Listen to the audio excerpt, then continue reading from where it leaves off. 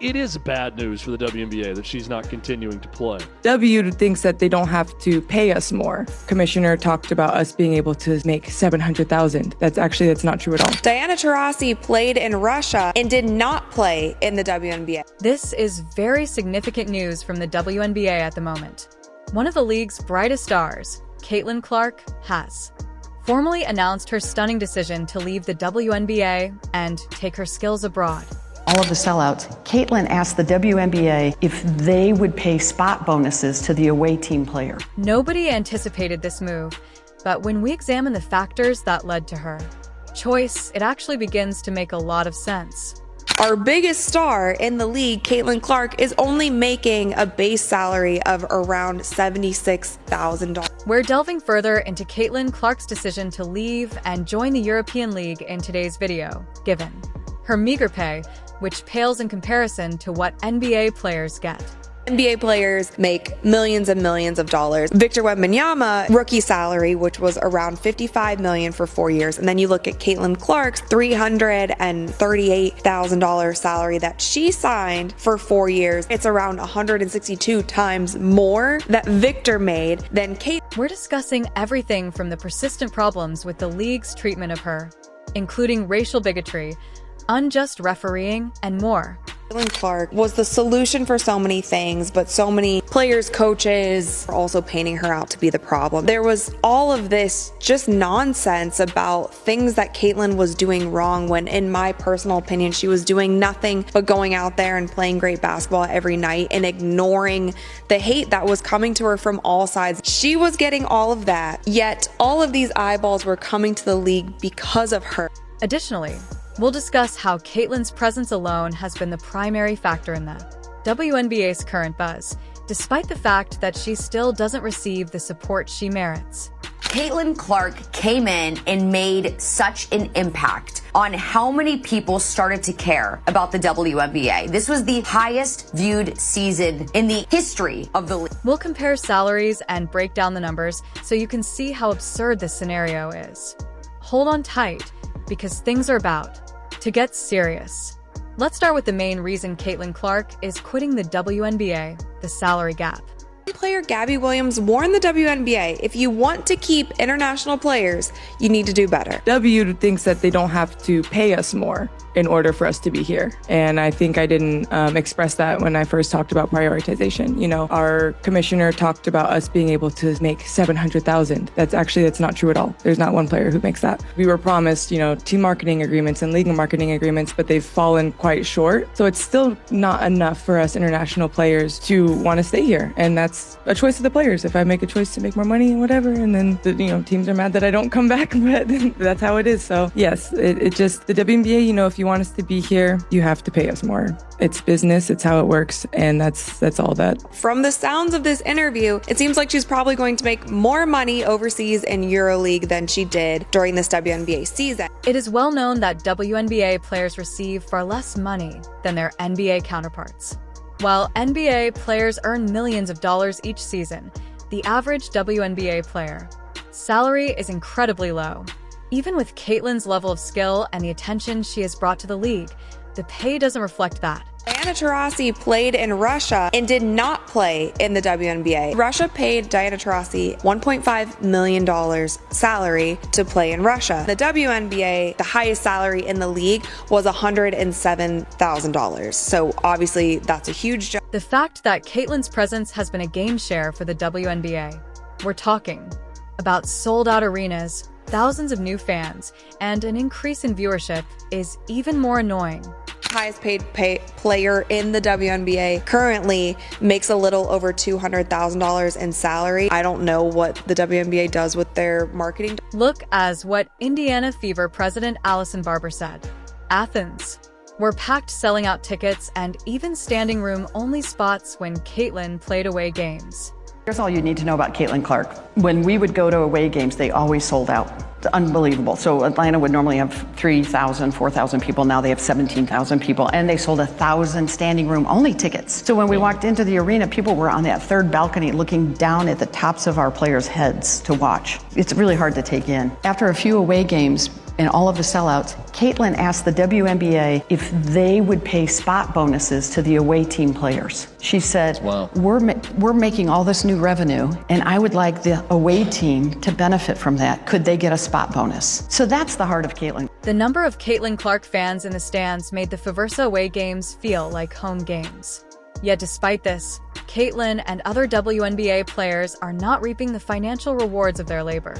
Caitlin's rookie salary is a little over $300,000 for 4 years, and that's all that she's going to make in the WNBA. Now, I feel like there could be a team overseas who would love to snatch Caitlin Clark away from us and give her a crazy offer. I mean, Ice Cube was about to give her $5 million to play in less than 10 games in the Big Three. While NBA players profit from huge contracts, WNBA players, including Caitlin, who generates enormous revenue, are paid relatively little. When Caitlin realized how much money her games were bringing in, she went out of her way to support spot incentives for players on the other side. However, because of the current CBA in the WNBA, those bonuses were not given. Caitlin is not the kind to stand by and allow that happen.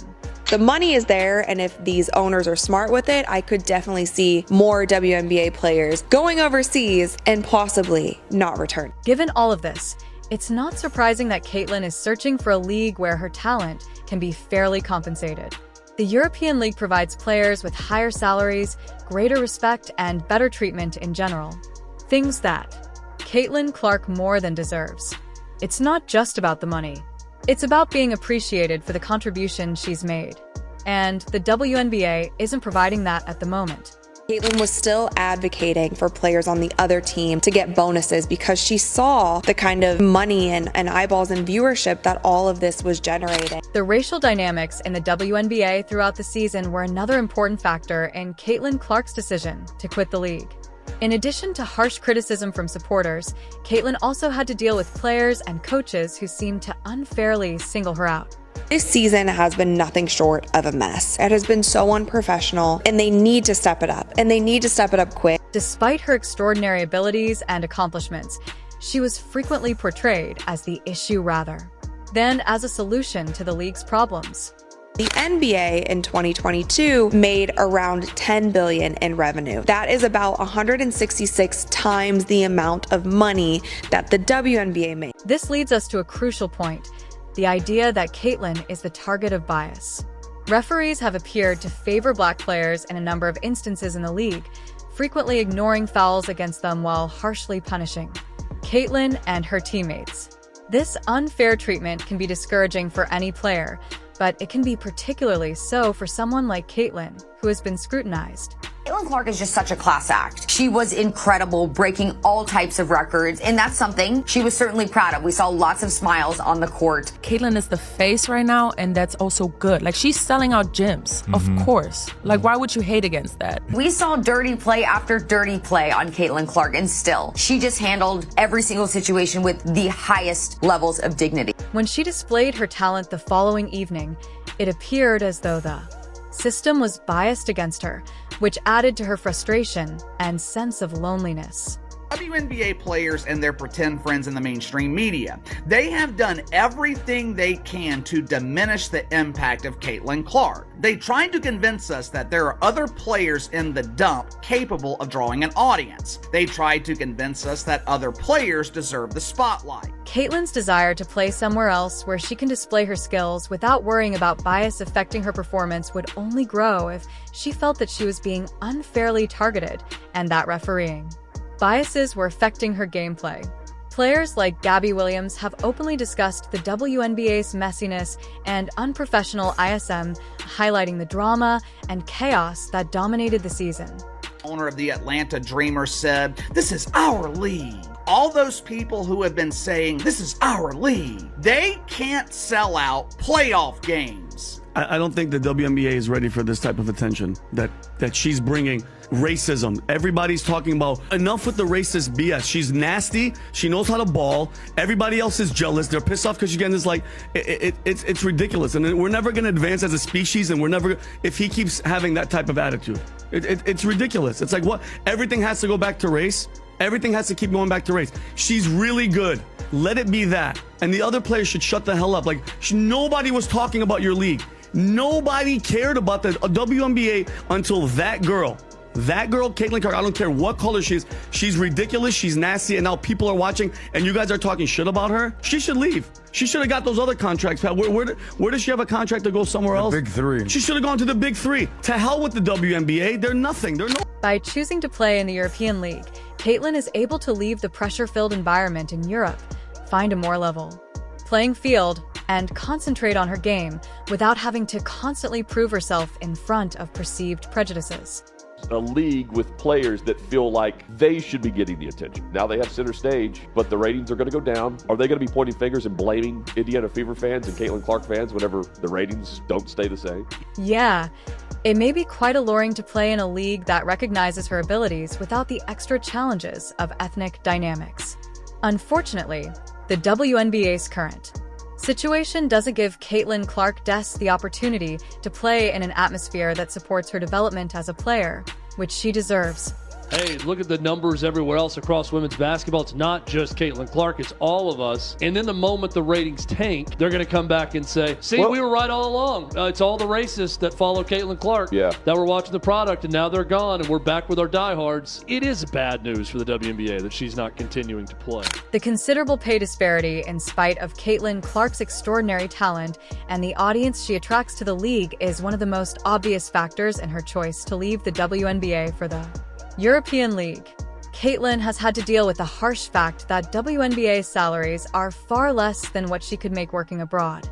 Most points by a point guard in a season in WNBA history. Most double-doubles by a rookie guard in WNBA history. Most points by a rookie in WNBA history. Most assists by a rookie in the history of the WNBA. First WNBA rookie to record 2 triple-doubles. First triple-double by a rookie in WNBA history. First triple-double in Fever history. The first player to be named WNBA Player of the Month and Rookie of the Month in the same month. First player in WNBA history with 20 or more points, 15 or more assists, and 5 or more rebounds in a game. She won Rookie of the Month 4 times. Eastern Conference Player of the Week 3 times, single season rookie record for assists, single season rookie record for 3-pointers, single game record for assists 19, franchise record for most double-doubles, 3-pointers, career 10 or more assists in a game, franchise record for most career 10 or more assists in a game. Fastest WNBA player to reach 100 3-pointers, she did it in 34 games, most assists by a rookie in a WNBA All-Star game for which she received the most fan votes ever, 700,000 of those. Fastest player to reach 350 points and 150 assists to start a season regardless of years in the league. People will say, pay more attention to the other folks. Like, she couldn't do it herself. You know, LeBron has teammates, Jordan had teammates. I understand.